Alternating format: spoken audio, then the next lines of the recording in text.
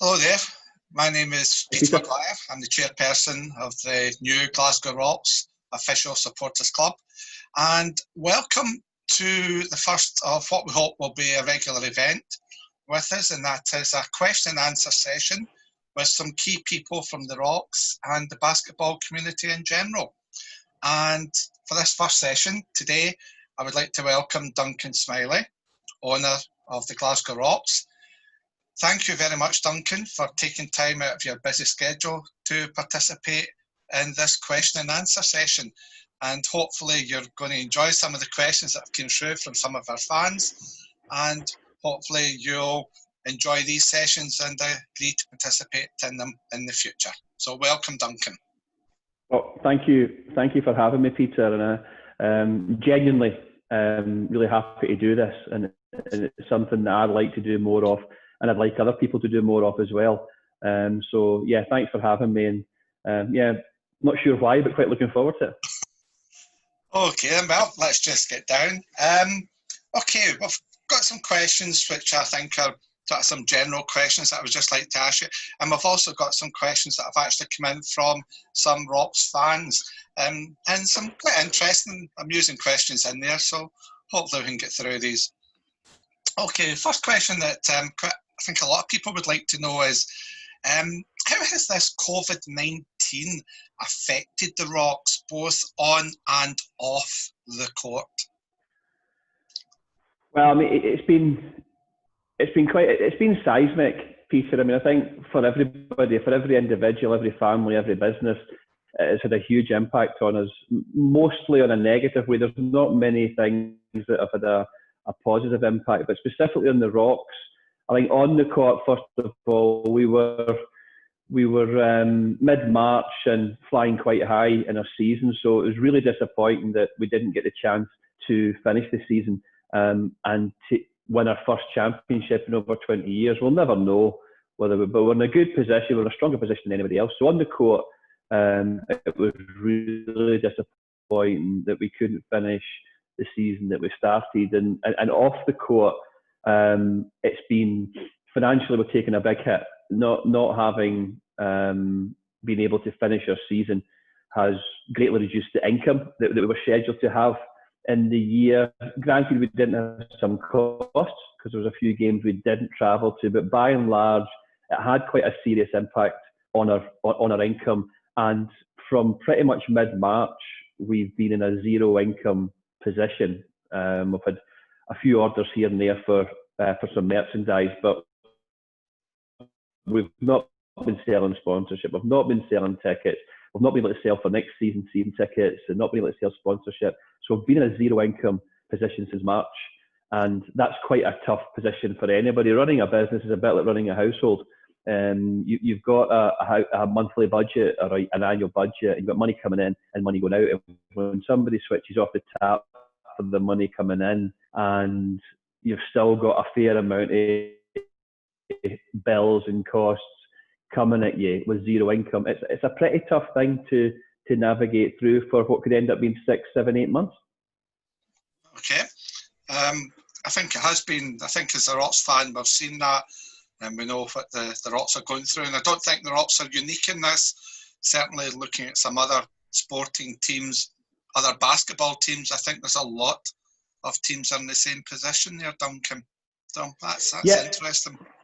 Yeah, the BBL teams have been regular weekly calls between all 11 BBL teams, and we're all pretty much in the same position. And I'm involved in another sport, in football, and it's there's a bit more money in football, but it's the same problem. There's no money coming in and just money going out. It's really, really tough to survive and to plan. It's a very difficult situation, but we are where we are. We have to suck it up and get on with it and plough through it, Peter. Okay. Given that, what do you think's the short to medium term? What do you think it looks like for the Rocks? Yeah, well, I mean, we're sitting here on the 1st of July. In all honesty, our MO right now is to stay alive and make sure that when next season starts, Peter, that we are still here and we can put a credible programme together that does the Rocks justice, does our fans justice and makes me excited to come and watch it. So it's really about navigating through the next few months and making sure that when the season starts that we're good to go. The official line from the BBL is that the season will begin in the autumn. And I'm looking at my window now. It looks like autumn out there, even though it's the 1st of July. But the autumn's quite a long period. I don't know, you don't know, nobody knows when indoor sport will be allowed to return. The sport isn't viable without fans. Fans generate pretty much 100% of the income. Tickets, season tickets, merchandise, and the sponsorship we sell is on the back of people coming, companies, businesses, organisations coming to enjoy the game day with their family, friends, colleagues, clients. If there is no game day for fans and sponsors to come and watch, we can't sell anything. So I don't know when we'll be able to come back. I'm thinking, if I think in calendar terms, certainly Q4 for me. I'd be very surprised and disappointed if we're not all back at the Emirates Arena watching the Rocks come, say, October, certainly November time would be my wishes. But we're in the hands of Nicola and Boris and the medical advice, but we've still got to plan. That was actually quite interesting there, Duncan, because there was a question raised from one of the fans, a fan called Heather, who'd actually asked, is there any announcement yet from the BBL as to when the league may start, given the fact that they made the announcement yesterday about the 2021 playoff final date, and we don't even have a season. So that's quite interesting, that. Yeah, it is, and I think, I don't know, but I think that the BBL are tied to a venue and a date for that playoff final. So I think it's got to be then. But yeah, I wouldn't read too much into that. It's the official line from BBL is an autumn start to the season. We would normally get going the last weekend in September, as most people will know. I think that's ambitious, but I don't think we're shooting for the moon for expecting to be back at the end of October, beginning of November or so. Okay, thanks for that, Duncan. Obviously, today was quite a momentous day, I would say, in terms of the current Rocks. Given today's press release, which I think came as a shock to some fans. I don't think it's a shock to everyone, but it came as a bit of a shock to some fans. Where does that leave the Rocks in terms of a coach, and do the Rocks have someone in mind to take over? Yeah, just before I answer that last point, I think it is important, given that we are doing this on the day that we've announced that we've parted company with Vincent. Now, for the avoidance of doubt, that was not through choice, that was through necessity, Peter. I have nothing but good things to say about Vincent. He's a great man, great coach, so professional, just conducted himself with real class throughout his time here in Glasgow, and in my opinion, the best coach in the league. So why have you parted company with him then, Duncan? The fact of the matter is, with a good coach, he comes at a big price and a high cost, and the bottom line is, in order for us to survive and be credible and put something credible on the floor next year, we're just a position, as a result of basically global pandemic and a reduced income last year, is going to be a reduced income next year as well. The bottom line is we can't afford them. And if we had to afford them next season as a coach, then we wouldn't have had much left over to invest in players on the court. So Vincent was, as ever, very professional to deal with and handled himself with class, as you would expect from him. But unfortunately, we have had to part company. But I'm genuinely hoping that it's an au revoir, and that we do see him again back in Glasgow, and he can finish the project that he started. But we need a coach. There's no question about it. We can't survive without a coach. We've got a couple of options. We've got 2 or 3 options that are with us. Bottom line is, we need somebody. We've got a couple of options. I don't want to rush into it, but equally, I'm conscious that our new coach will have total say on how we recruit, where we recruit, who we recruit, irrespective of when that begins. So we do need that person in the role relatively quickly. But we have got a couple of options, a couple of good options. And I think in the coming weeks, that'll become a little bit more clear. But the bad news is we've lost Vincent. But the good news is that allows us to survive and compete and go again next season, albeit with a different leader. There'll be some big shoes to fill from Vincent, but we're really, it's more through necessity rather than desire that we've come to this decision today. But we'll have a new guy, and hopefully we'll get behind that coach. That's good. That's good to know, Duncan. That brings us on to some questions from some of the fans that have come in, and got one here from Brian. And Brian's asking, we see some other clubs are actively recruiting players. Will we see team announcements from the Rocks soon?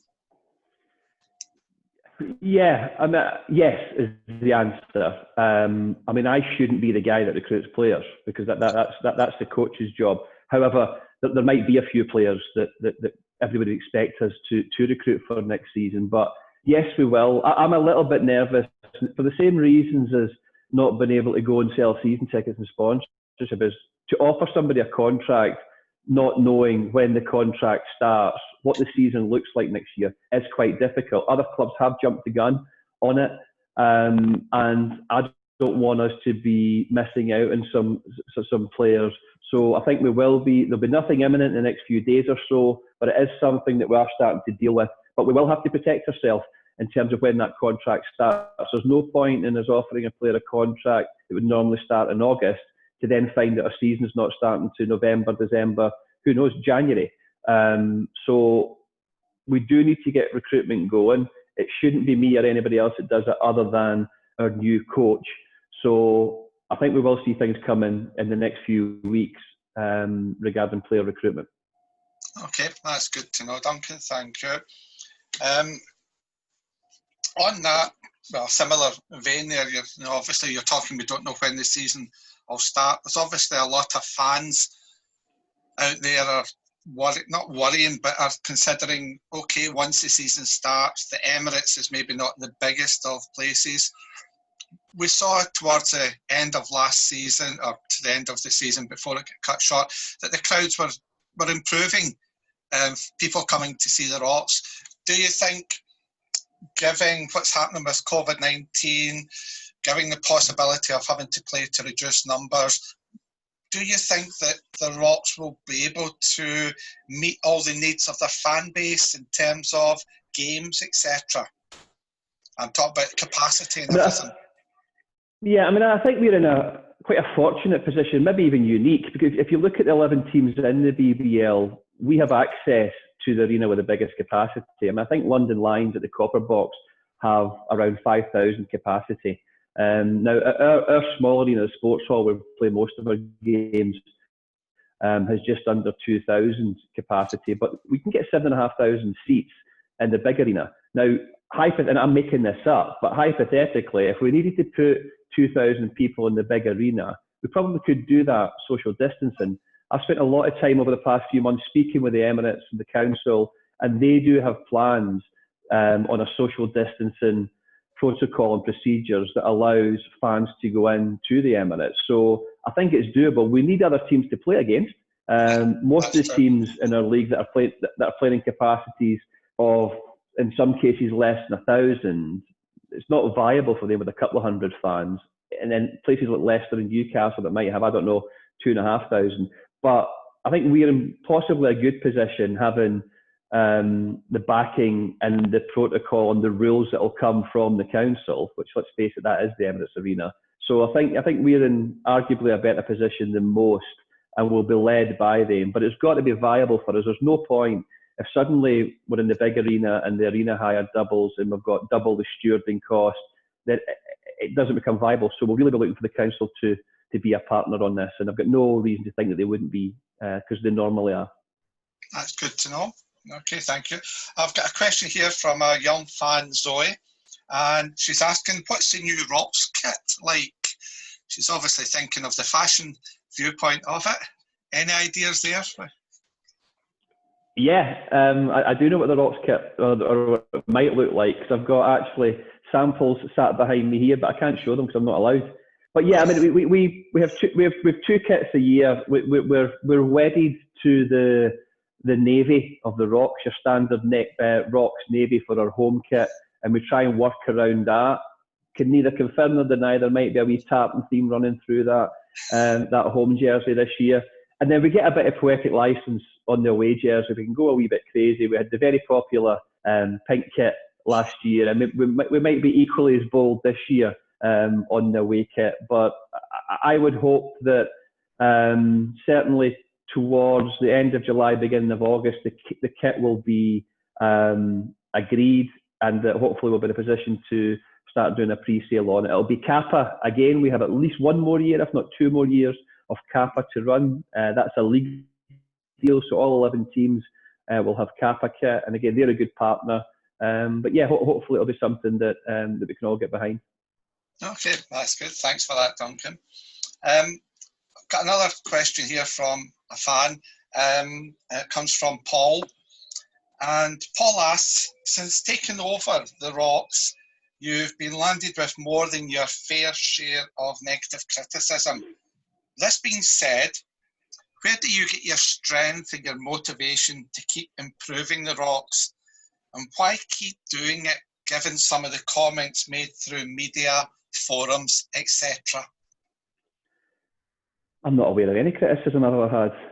No, I'm only kidding. Yeah, look, I'm aware of a lot of the criticism that I get, and I'm not worried too much about it because I'm pretty clear on what I'm doing, and I can look myself in the mirror.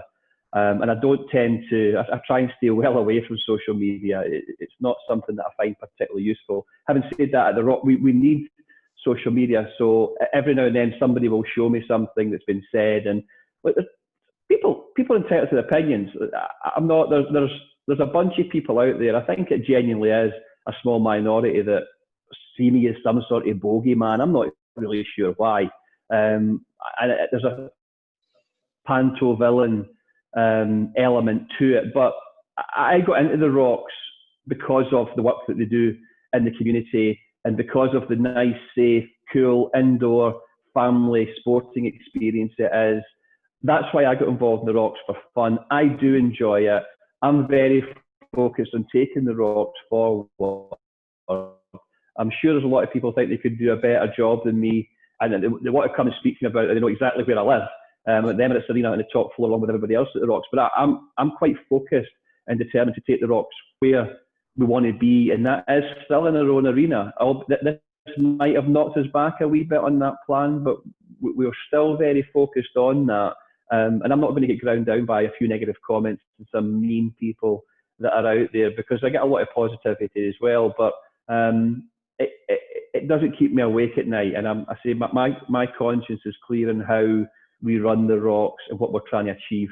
And we just want to put together a team and an organisation that we can all get behind and be proud of in our city. And if people want to do that, they can. If people don't, there's plenty of other options for sport and entertainment in the city. So we'll keep doing what we're doing, and hopefully we'll get there in the end. Great, thanks, Duncan. I've got a question here that comes from Sally, quite an interesting one. Do the Rocks still have European League ambitions? Yeah, I mean, I said in the previous answer, Peter, that we stated, that I stated, that we had ambitions of the Rocks playing in their own arena and playing in a European format of basketball. It feels a wee bit further away now than it was even 6 months ago. But yeah, that absolutely has to be the ambition, that we do get ourselves in our own home and that we get ourselves to a position that we feel that we can compete in some sort of European format. That's still the ambition.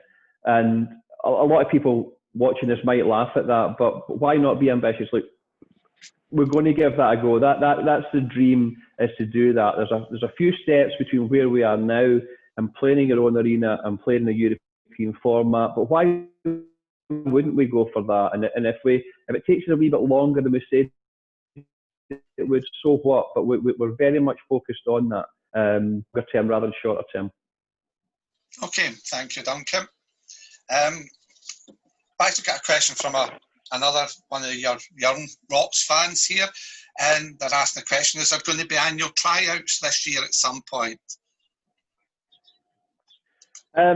that will be the coach's decision, but I would imagine that there will be 100%. But I can't think why we wouldn't do that, Peter. I think it's a great idea, and maybe next year more than most years, we're going to be looking for a few gems to be found out there. So yeah, I think there will be an open trial. Okay, that's good. Thank you. Got an interesting question here for yourself, Duncan. Who's your hero and why? Who's my hero and why?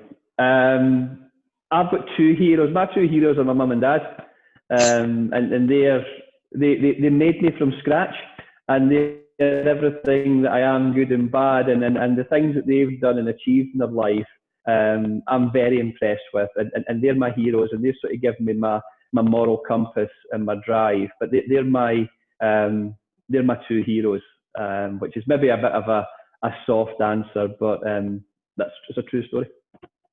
That's a good answer, Duncan. Thank you. Okay, Duncan, that's all the questions that we've sort of got in.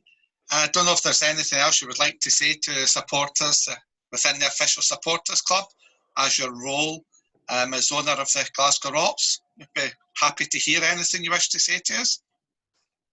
Yeah, I mean, I genuinely, I think that the formation of the Official Supporters Club is a great thing. It's something that we spoke about 6 months ago, which seems a lifetime ago now. But I think one of the things that we've dropped the ball a wee bit on has been fan engagement. And I think it's crucial in order for us to be successful on and off the court. I think that the closer the relationship we have with our fans, the better. And I want the fans to have a massive influence on what we do at the Rocks. So I really appreciate that people like yourself and others that have taken the time to put this together and get involved and really step up and prove themselves to be supporters rather than just fans. I think it's a great thing. We're all in this for the same reason. We want to be able to go on a Sunday or a Friday and support the Rocks and get behind them. And without the fans, we've got nothing. And it's not just about income. Nobody wants to play in front of empty arenas. We can see this now as we're watching other sports playing in empty stadiums. It's about fans engaging with the club, and the Official Supporters Club gives us a vehicle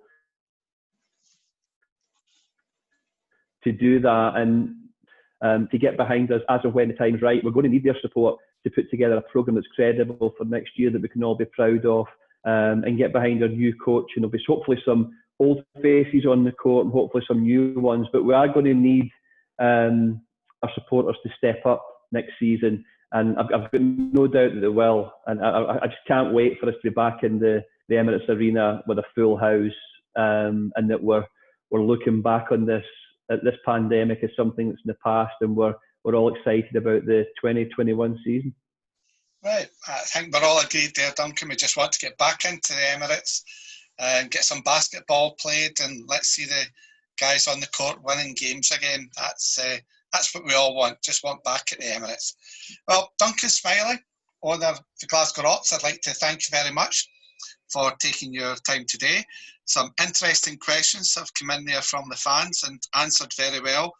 And look forward to the future. And thank you very much, Duncan, and you take care and please stay safe. You too, Peter, and thanks for having me, and I hope everybody else is safe and well. Right, thank you.